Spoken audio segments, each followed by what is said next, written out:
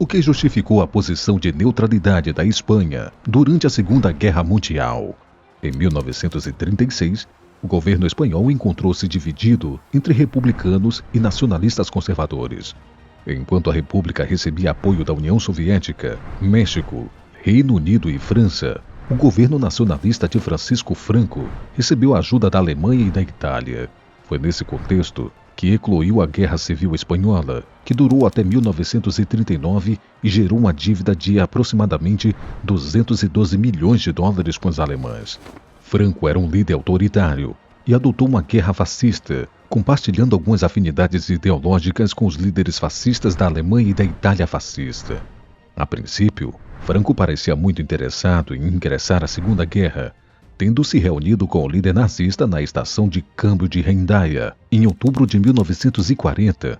O objetivo de Franco era obter ajuda dos alemães para expandir suas colônias. De acordo com o embaixador espanhol em Berlim, Franco estava praticamente decidido em realizar uma aliança com as potências do eixo. Nessa ocasião, uma intensa campanha contra os britânicos e os franceses foi divulgada na mídia espanhola, incitando que a população lutasse pelo retorno do domínio espanhol de territórios como Marrocos, Camarões e Gibraltar. Durante o encontro, Franco fez muitas exigências que contrariavam as ambições do líder nazista. A posse pela colônia francesa de Camarões, a exigência de fortificação das Ilhas Canárias e o pedido de uma grande quantia de grãos, combustíveis, armamentos e aeronaves fez com que Hitler se irritasse profundamente com a ousadia do líder político espanhol. Sem nenhum acordo realizado, Hitler retornou para a Alemanha e expressou seu descontentamento com Mussolini. Abre aspas, prefiro ter 3 ou 4 dentes arrancados do que falar com aquele homem de novo. Fecha aspas.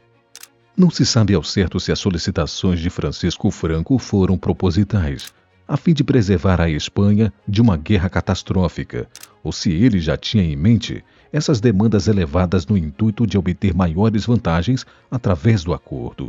Como a Espanha tinha acabado de sair de uma guerra civil e estava com o exército enfraquecido, dificilmente conseguiria ter força o suficiente para defender seu território dos ataques dos países aliados.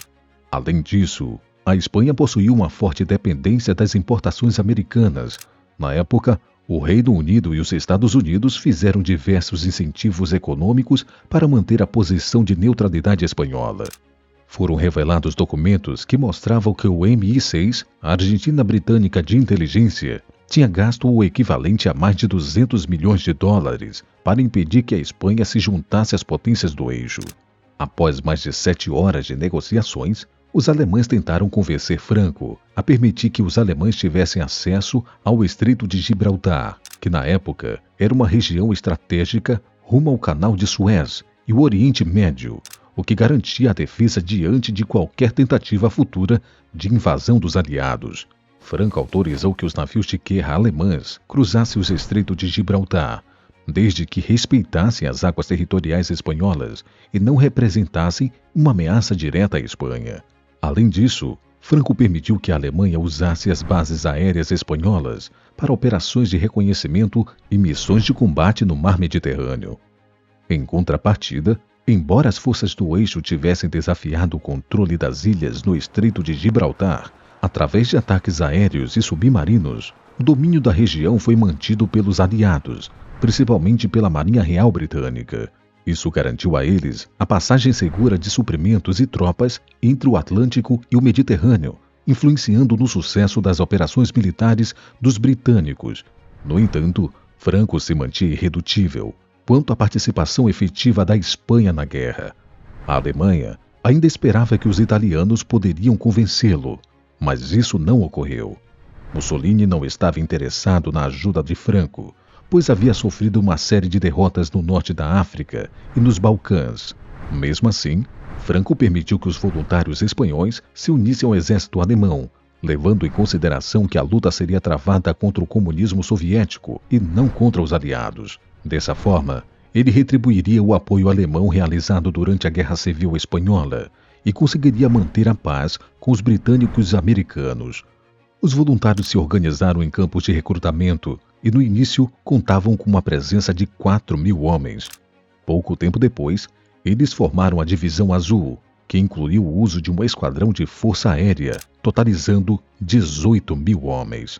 Desse modo, a Divisão Azul serviu ao cerco de Leningrado e na Batalha de Krasnibor, onde conseguiu replicar cerca de 30.000 soldados soviéticos. Apesar das baixas que enfrentaram, os espanhóis conseguiram manter uma posição contra a força soviética 7 vezes maior. Em 1943, sob forte pressão diplomática, a Divisão Azul retorna para casa. Ao todo, cerca de 45.000 espanhóis serviram na frente oriental e aproximadamente 4.500 soldados morreram. Joseph Stalin queria partir para o contra-ataque, mas o ex-presidente dos Estados Unidos, Harry S. Truman, e o primeiro-ministro do Reino Unido, Winston Churchill, o convenceram de que a melhor alternativa seria decretar um embargo total contra a Espanha. Como consequência, apesar das dificuldades financeiras e de suprimentos, a Espanha conseguiu fornecer algumas mercadorias para a Alemanha, em caráter secreto. O principal recurso fornecido foi o tusguitênio. Esse mineral auxiliava os alemães em seus procedimentos de engenharia com precisão avançada, favorecendo a produção de armamentos. Essa distribuição de mercadorias pelos espanhóis fazia parte do pagamento da dívida com a Alemanha. Embora os aliados também tentassem comprar todos os suprimentos disponíveis, os alemães conseguiram manter essa relação com os espanhóis durante um bom tempo, o que incluiu também minério de ferro, zinco, chumbo, mercúrio e ouro.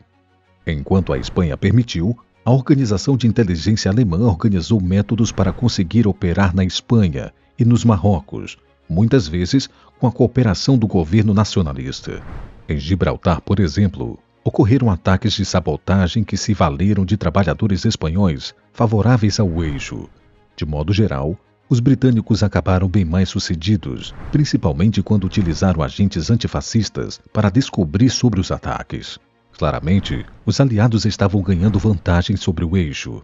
Na África, eles conseguiram garantir algumas vitórias no verão de 1942, o que fez com que Franco alterasse novamente o Ministério de Relações Exteriores. Se antes ele tinha optado por um germanófilo no início dos anos 40, agora ele escolheria um pró-britânico, Serrano Suner. Como podemos perceber, o país e a política da Espanha estava dividido entre posições favoráveis ao eixo e também aos aliados. Alguns motivos contribuíram para que os aliados tivessem conquistado vantagens durante a guerra.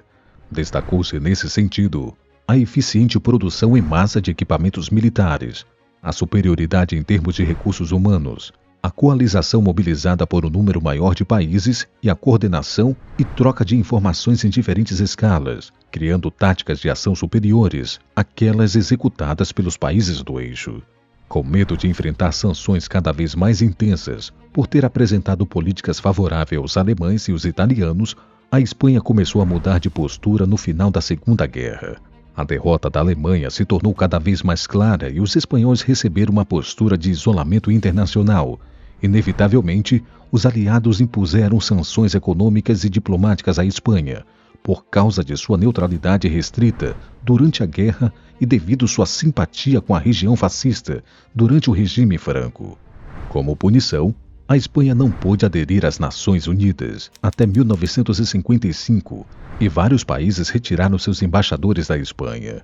Tanto o Reino Unido como os Estados Unidos optaram por limitar o acesso da Espanha ao petróleo e tentaram utilizar medidas econômicas e comerciais para forçar Franco a manter sua nação à margem.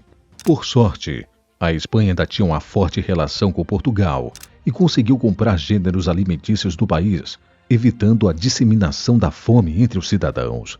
Enquanto a guerra acontecia, a Espanha ofereceu ajuda aos judeus na Grécia, Hungria, Bulgária e Romênia. O chefe da missão espanhola em Budapeste, Engels Hans Briz, salvou milhares de judeus na Hungria, concedendo-lhes a cidadania espanhola, colocando-os em casas seguras e ensinando-lhes espanhol. Embora a Espanha efetivamente tenha se comprometido mais para ajudar os judeus a escapar da deportação para os campos de concentração do que a maioria dos países neutros, tem havido um debate sobre a atitude da Espanha em relação aos refugiados durante a guerra.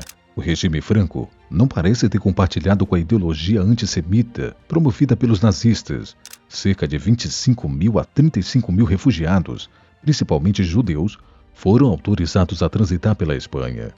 A Espanha percebeu que, para melhorar sua situação e superar o isolamento, era necessário buscar uma melhor abertura em relação aos aliados e adotar uma postura mais favorável às democracias ocidentais.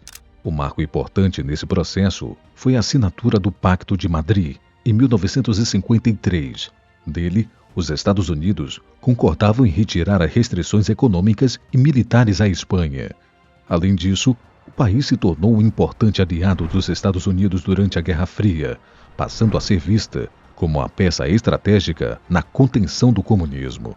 Ainda que a posição vacilante e francamente estabelecida da Espanha durante a Segunda Guerra Mundial revelasse que sua abordagem estava repleta de falhas, ela não foi completamente defeituosa. As consequências podem ter sido mais graves se a neutralidade fosse total. A Espanha havia acabado de se recuperar da devastadora Guerra Civil Espanhola, o que deixou a nação em ruínas com divisões profundas entre os espanhóis. Nesse contexto, o ditador Francisco Franco emergiu como líder após a Guerra Civil e percebeu que a maior operação seria evitar um envolvimento direto em outro conflito internacional. Franco queria consolidar seu poder e estabilizar os ânimos naquele período. Para isso, ele adotou uma política de autarquia, buscando a independência econômica e uma política externa de neutralidade. Uma nova guerra com certeza enfraqueceria seu regime, ainda que tivesse adotado um governo fascista e apoiado indiretamente a Alemanha e a Itália. Franco tinha a preocupação de que a aliança com Hitler pudesse atrair a oposição do Reino Unido e dos Estados Unidos.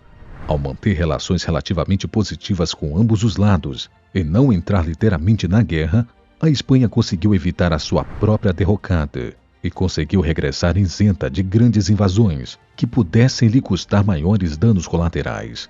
Esse foi o vídeo de hoje. Eu espero que você tenha gostado. Se inscreva no canal do Total History se você ainda não é inscrito. Deixe seus comentários sobre isso e também deixe seu like se você acabou gostando. Assista o outro nosso vídeo que está aparecendo na sua tela, caso fique aqui no YouTube.